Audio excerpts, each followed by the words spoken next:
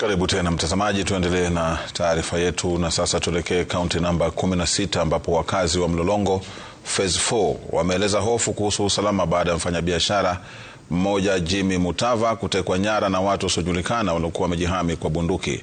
Mutava anaripotiwa kutekwa nyara siku ya Jumatatu usiku kutoka klabu moja ya burudani mjini Mlolongo na wanaume wane waliokuwa wamejificha nyuso zao, na kufikia sasa hajulikani aliko.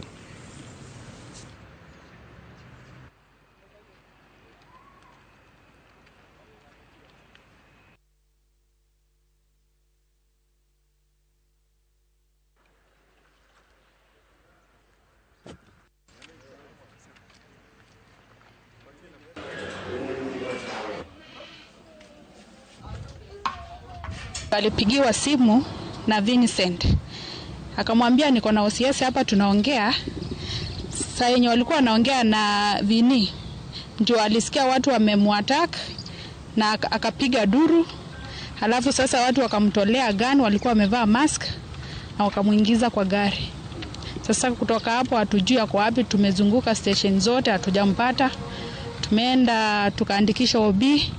Tukaambiwa nini inafuatiliwa, lakini bado hatujapata ripoti yoyote mahali yako. Alikuwa na OCS wa Mlolongo Police Station.